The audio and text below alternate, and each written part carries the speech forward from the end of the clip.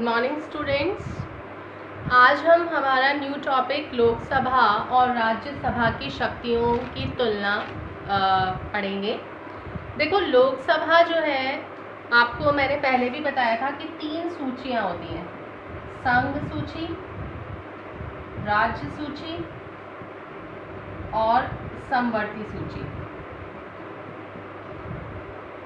लोकसभा जो है वो संघ सूची में जो भी विषय दिए गए हैं उन विषयों पर कानून बनाने का कार्य जो होता है वो लोकसभा द्वारा किया जाता है, और जो राज्य सूची के जो विषय होते हैं उन पर कानून बनाने का अधिकार जो है वो लोकसभा किसको देती है?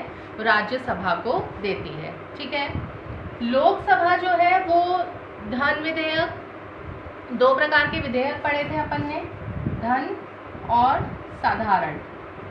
तो जो धन विधेयक है इसके बारे में सारी शक्तियां जो है वो केवल किसके पास में है? लोकसभा के पास में है। ठीक है। तो लोकसभा जो है वो धन विधेयक और साधारण विधेयक जो होते हैं उनको प्रस्तुत करती है, उनको पारित करती है, और जो राज्यसभा है वो सामान्य जो विधेयक होते हैं उन पर विचार करती है, उनको पारित करती है। धन विधेयक के संबंध में राज्यसभा जो है उनको कोई भी अधिकार प्राप्त नहीं है।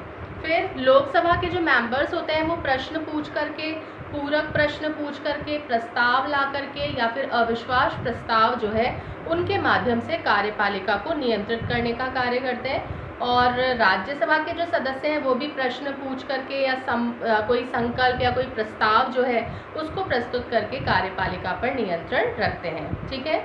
और लोकसभा और राज्यसभा जो है वो दोनों जो हैं वही संविधान जो है उसके अंदर संशोधन करने का कार्य करती हैं। ठीक है। इसके बाद में आता है राष्ट्रपति और उपराष्ट्रपति का जो चुनाव होता है वो भी इनके द्वारा किया जाता है, और साथ ही साथ जो सर्वोच्च न्यायालय है और जो उच्च न्यायालय के जो न्यायाधीश होते हैं उनको भी ये अपने पद से हटा सकती है। राज्यसभा के पास में भी ये अधिकार है कि जो राष्ट्रपति है और जो उपराष्ट्रपति है उनका जो चुनाव होता है उनके अंदर ये अपनी भागीदारी निभाते हैं, और उनको हटाने का जो प्रस्ताव है वो राज्यसभा के अंदर लाया जा सकता है। ठीक है, मतलब उन्हीं के अंदर लाया जाएगा प्रस्ताव। फिर जो कर प्रस्ताव होते हैं, जो बजट है, जो वार्षिक वित्त होता है, उसकी स्वीकृति की और आपातकाल की जो घोषणा करने का जो अधिकार है वो लोकसभा के पास में होता है, और राज्यसभा जो होती है वो इसमें किसी भी प्रकार का कोई हस्तक्षेप जो है वो नहीं करती है। ठीक है। इसके बाद में राज्यसभा की कुछ विशेष शक्तियाँ हैं, जैसे कि राज्य के जो हित होते हैं उनको प्रभावित करने वाला कोई भी मुद्दा जो होता है वो सबसे पहले राज्यसभा की सहमति और स्वीकृति के लिए ही भेजा जाता है। जैसे मान लीजिए यदि केंद्र सरकार जो है वो राज्य सूची के किसी विषय को राष्ट्र हित में संघीय सूची के अंदर या समवर्ती सूची के अंदर हस्तांतरित करना चाहती है तो सबसे पहले उसको राज्यसभा की स्वीकृति लेनी आवश्यक होगी। यदि राज्यसभा अपनी स्वीकृति दे देती है तभी केंद्र सरकार जो है वो ऐसा कर सकती है, अन्यथा नहीं कर सकती। तो इससे भी क्या होता है, राज्यसभा की जो शक्तियां हैं वो बढ़ती हैं। ठीक है। अब अगर अपन कहें लोकसभा की विशेष शक्तियां क्या है, तो देखो जो धन विधेयक होता है वो केवल लोकसभा के अंदर प्रेजेंट होता है, मैं आपको पहले भी बता चुकी हूँ। लोकसभा जो है वही धन विधेयकों को कोई संशोधित करना है या उनको अस्वीकृत करना है, ये कार्य जो है केवल लोकसभा कर सकती है।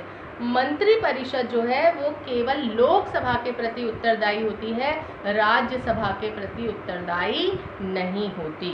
ठीक है। फिर है संसद के अंदर जो कार्य है, कानून निर्माण का जो कार्य है, ये मैं आपको पहले भी बता चुकी हूँ।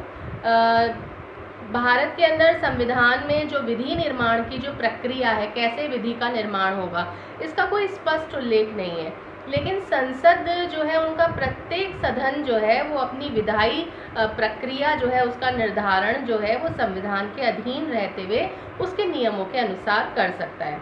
तो वर्तमान में विधि निर्माण के कार्य में पहले क्या होता था, देखो अधिकांशतः कार्यपालिका के द्वारा ही विधि निर्माण का कार्य कर लिया जाता था।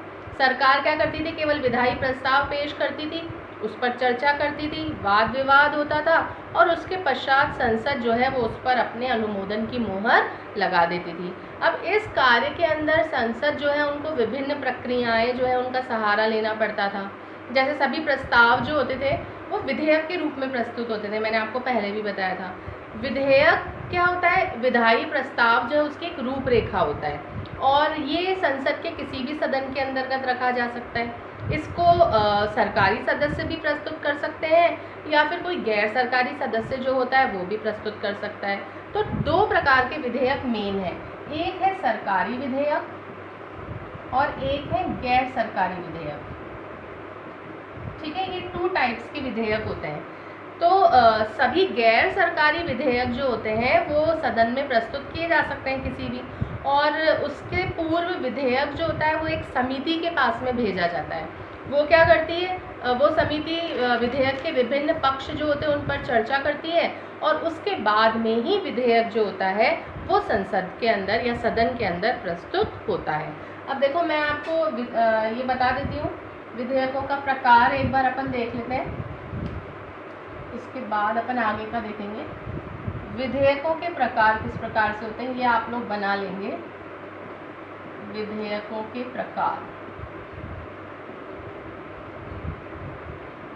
अगर अपन सदस्यों के आधार पर देखें, एक तो है सदस्यों के आधार पर, इसके अंदर 2 टाइप्स हैं इसके, सरकारी विधेयक और गैर सरकारी सदस्य जो हैं उनके विधेयक। ठीक है, इनके आधार पर विधेयकों के प्रकार जो हैं